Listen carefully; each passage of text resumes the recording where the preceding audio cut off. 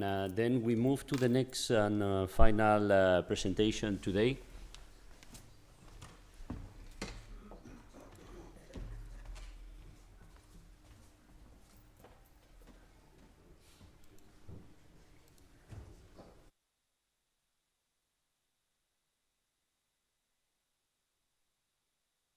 Well, now is the turn for Michaela and Enrique.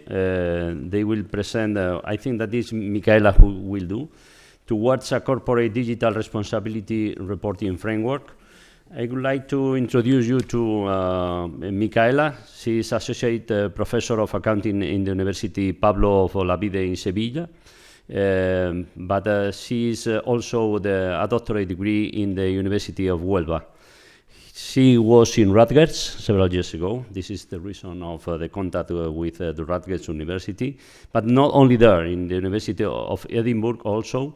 And well, she has a lot of interest researching digital accounting, CSR, sustainability, integrated reporting, and now corporate digital responsibility. Is associate editor of the International Journal of Digital Accounting Research, and is member of the academic advisory body of INATBA. This is the International Association of Trusted Blockchain Applications, now in Europe, in Brussels. So thank you, Michaela, and the floor is yours. Thank you. Does it work? Yes. Good morning, everyone. Thank you very much, Manuel, for the introduction. So I'm going to present you the research we have conducted together with my colleague, Professor Enrique Bonson from the University of Huelva. And our topic is on corporate digital responsibility, and we are trying to propose a CDR reporting framework.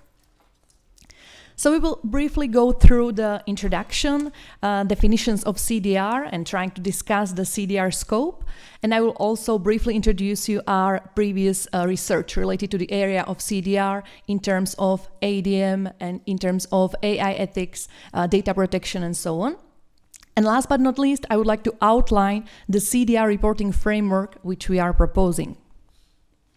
So over the last decade, we have been witnessing how new technologies like AI, automation, or ADM algorithms increase efficiency in production processes, in marketing, trying to help profiling of the customers, but also HR and other areas. So at the same time, there also rise some ethical questions related to data protection, cybersecurity questions, safety, human rights, etc. ADM, automated decision-making algorithms, are of particular concern because possible threats of ADM without human supervision are real. So you might have heard of Stanislav Petrov and 1983 Soviet nuclear false alarm incident, right? So very briefly, what happened was that Petrov was a colonel of the Soviet Air Defense Forces who ignored automated warning. So when the system reported that the missile had been launched from the United States, actually he judged the reports as a false alarm and he disobeyed orders. He disobeyed military protocol. So by this action, he actually prevented an erroneous nuclear attack.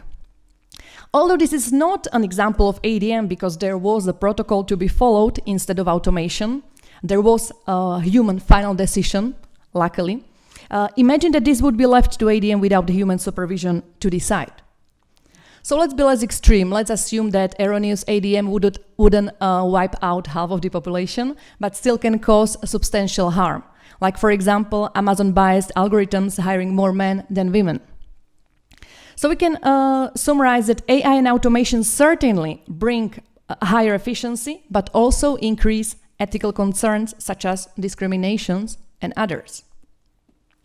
So while CSR, corporate social responsibility, focused on the areas of environmental and social challenges, because we were facing and we are still facing those challenges, and we have developed certain standards, certain initiatives like global reporting initiatives, or we agreed on sustainable development goals, nowadays we are facing new threats, and these threats should be addressed accordingly. So there are new responsibilities for the companies, like, for example, corporate digital responsibility. So what are we doing in this regard? On one hand, there is a voluntary disclosure, so large companies are voluntarily disclosing certain aspects of CDR, like, for example, the usage of ADM, or they are describing their AI ethics approach. And there are also some initiatives related to AI ethics, which are providing certain principles which should be followed when we are using AI in the company's processes. And there's even a proposal for AI regulation in the European Union. So observing the voluntary CDR reporting, a question arises. What is the scope of CDR? And actually what we have observed is that it's as wide as moving from a disclosure about online shopping trying to decrease waste and carbon print to digital literacy or fighting against cyberbullying. So really wide scope indeed. Academics also try to provide certain definition on CDR, so just pick some of them, like from Weissenberg in Morocco, who are defining CDR as a voluntary corporate orientation to ensure responsible use of digital technologies, or from Lobshat, he considered CDR to be a set of shared values and norms guiding an organization's operations with respect to the creation and operation of digital technology and data. As you can see, those definitions are quite general. Perhaps we can even say superficial, so it's not pretty clear what is the scope of CDR based on those definitions and based on what we have been observing, what the companies are voluntarily disclosing. Interesting approach has been adopted by Identity Valley, which is an initiative from Germany. Germany is a country which is more advanced when it comes to CDR recently, and they consider digital responsibility to be a crucial part of sustainability. They basically says that sustainable development needs digital transformation. Digital transformation needs digital responsibility to foster trust, and trust enables digital transformation. So it's a cycle. When observing the company's voluntary disclosure on CDR, we have found that companies are disclosing, for example, about ADMs, usage, AI, cybersecurity, or privacy. However, those disclosures are quite not standardized, so they are quite unstructured. Some companies follow or they declare that they follow certain principles, others do it more freely. And there is no regulation and no assurance about which data are disclosed. So by our research, we are trying to contribute to this evolving area by providing CDR framework. So by trying to define what is the scope of CDR and what should be under umbrella of CDR. The research in our research group relates to artificial intelligence activities and ethical approaches in leading listed companies in the European Union. We also published a paper on ADM disclosure, again in European companies. Those two papers were published together with our colleague from Italy, Daniela Mancini. So these papers were published in International Journal of Accounting Information Systems recently. And we also it's still a working paper on data protection disclosure. So we focus on what the companies are disclosing they do in this regard. The outcomes of our research are as follows. So we, for example, propose a first definition of the topic and a taxonomy.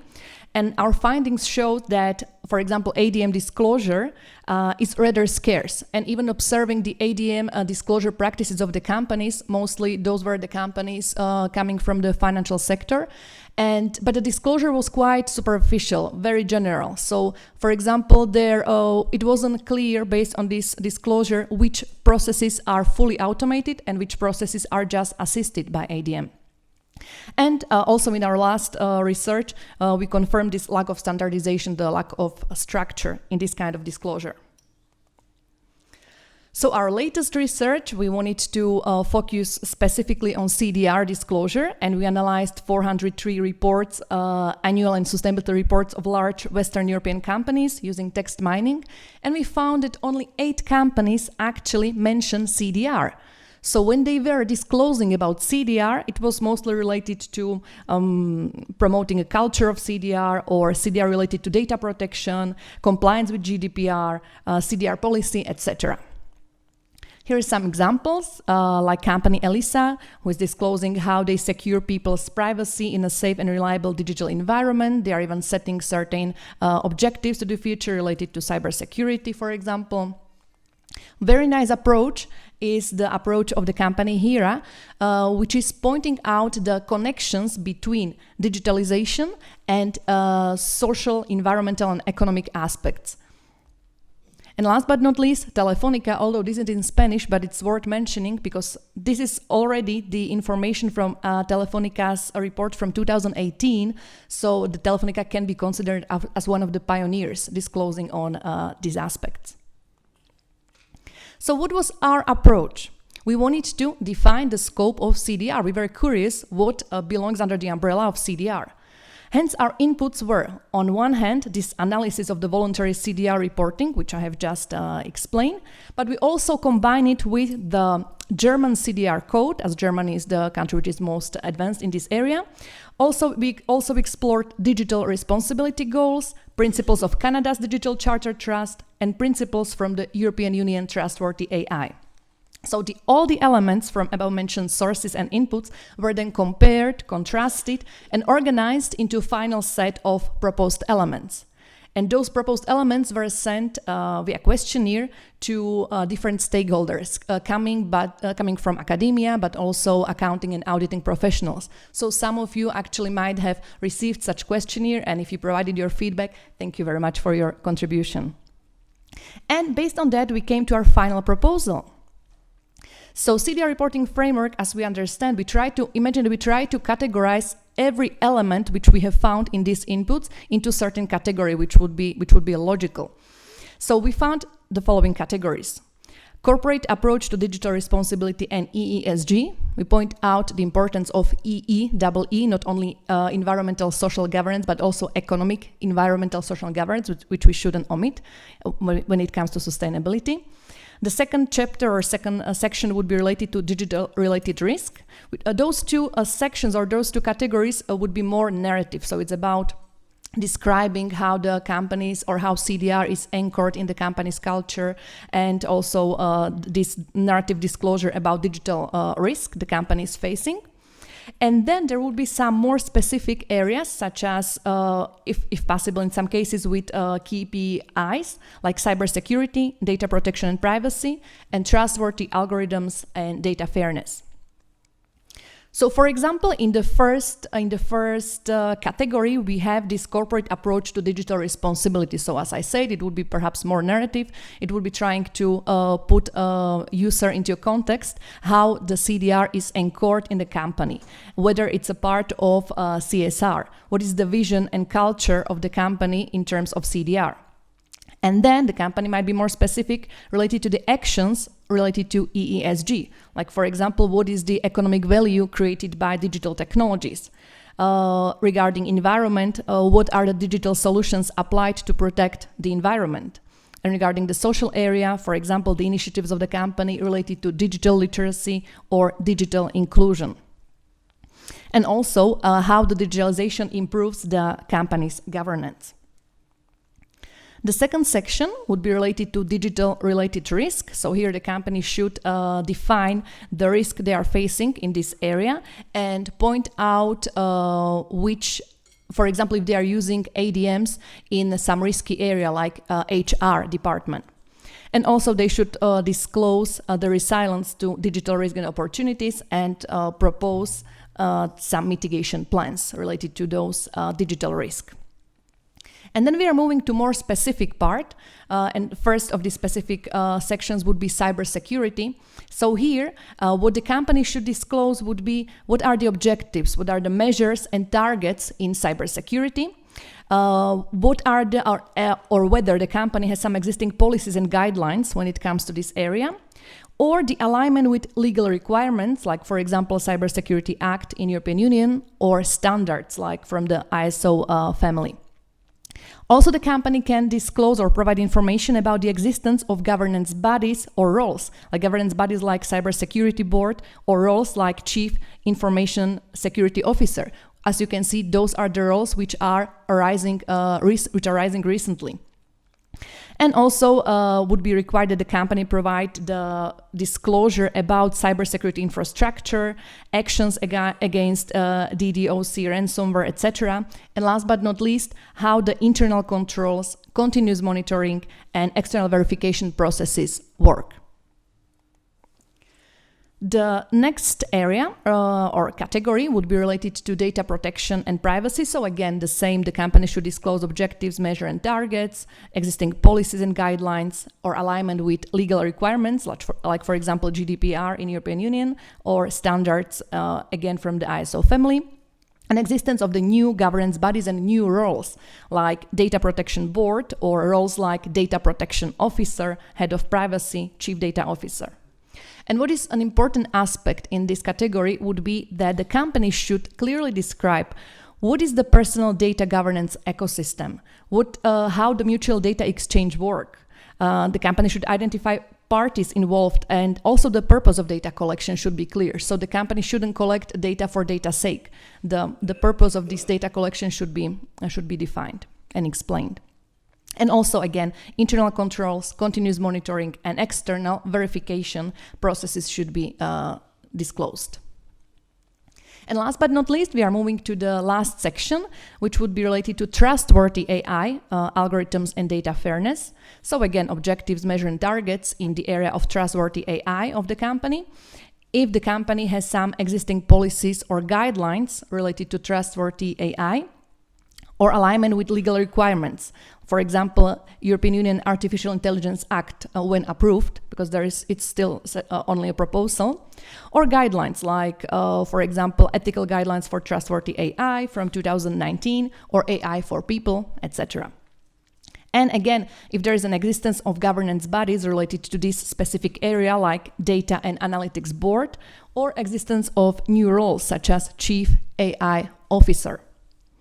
And then what would be a crucial aspect for the trustworthy AI disclosure would be that for every algorithm which the company has identified previously as an algorithm used in a highly risky area, more disclosure, more in-depth disclosure would be required.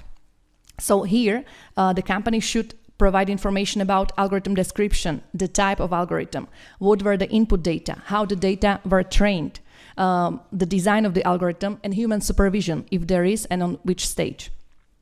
Also, the statement that the system complies with regulations should be provided, or that there is algorithmic non-discrimination, transparency, auditability, and explicability guaranteed. And mechanism, an important aspect as well, mechanism for users to receive meaningful explanations, because people should be protected and should be guaranteed that if they were negatively affected by the decision which was made by a machine, they should have a right to protest. And also internal controls, continuous monitoring, and how external verification processes work in the company relating to the trustworthy AI. So thank you very much. It was a brief presentation, so we can have a coffee break earlier.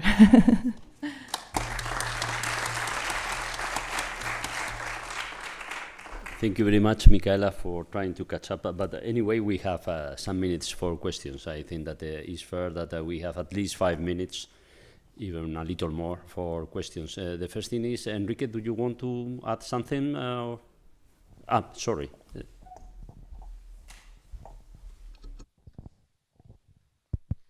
Say, corporate digital reporting framework, are you considering how algorithms are working behind the organizations, and because they have impact on financial statements?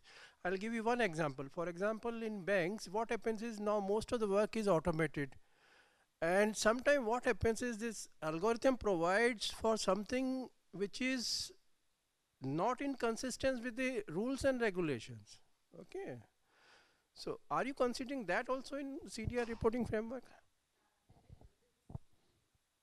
Definitely. That's why we need this CDR framework to standardize the CDR reporting, the reporting about digital responsibility. So, for example, banks should be transparent about how they're within certain limitations, but they should be transparent how and when they are using where ADMs. Relevant question, I'll tell you. See, this is something which auditors cannot find out from their general audit. Okay, this requires a special audit which is called technology governance audit.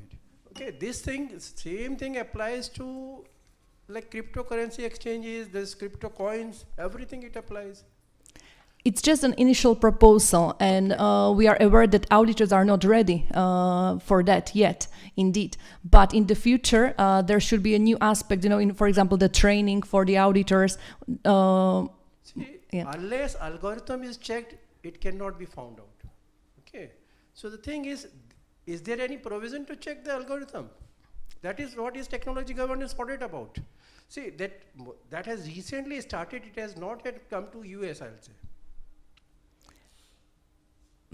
Sorry, I didn't understand your See, last this question. technology governance, see, there are organizations who are totally dependent upon the technology to conduct all the transactions. Now, those transactions have impact on the financial statement of that organization. So, unless somebody checks the algorithm or the program on which the organization is working, he cannot find out these discrepancies. Financial statement auditors can never find it out from the financial statements. Not from the financial statement. Yeah, the Enrique would like to intervene. Thank you. Thank you. Well, the idea behind is something that is happening in the European Union, right? So for what we call high-risk algorithms, there will be a supervisory agency at the national, both at the national and the European level. So these algorithms need to be approved in advance, no, before they can be used. But this is still under discussion at the European Parliament level, right? So you are right. So we need to develop, in the same sense that assurance for CSR has been already developed. So we have the assurance report regarding all the sustainability reporting. This is an emerging part or field of the sustainability. This is an aspect of sustainability or corporate social responsibility. This is the dimension of digital, and it includes algorithms and all these things. What happened? Nobody still is claiming for except the Germans. At the German government, they have some kind of reporting, and certain companies voluntarily are reporting on that. No, we believe that this is important enough. No, specifically the part of algorithms, ADMs that we call. Now, we have conducted research, and nobody is reporting on that, and this is a high-risk area, we believe. No, so what is going to happen? Well, probably we will have a regulation this year. By the end of this year, we will have the European regulation. In fact, in Spain, we have created, or at least they have created, the government, the agency, the supervisory agency. So supervision is coming. I believe that the auditors firms would have to develop that kind of business for them, because they have to check whether algorithms are in meeting the requirements and so on. No? So this is something that is it has to come still in a very preliminary stage. This is what motivates our research, So this is the reason why we are conducting this kind of research, and we are trying. This is a very preliminary step in the direction of a taxonomy for digital responsibility reporting, and of course still under modification, no? But so your comments are more than welcome in that sense. Thank you. Thank you very much, Enrique. Do you want to add something from the presentation? So I will ask before. Well, okay. Just a quick point on slides 21, on your slide 21 at the end, when you talk about, for example, that every like human users would actually are mechanisms for users to receive meaningful explanations, statements that the system complies with, etc., transparency, auditability. Here, the assumption is that you're talking about explainable AI. I mean, you cannot say that. I would just like to reframe it differently, because some algorithms by design, like neural networks, for example, they are not explainable. They are black box AI. At that point, many of these will not apply. So just frame it differently. That's a suggestion. Yeah, thank you very much for your remark. Thank you very much. Then I propose to stop now to go for the coffee. Some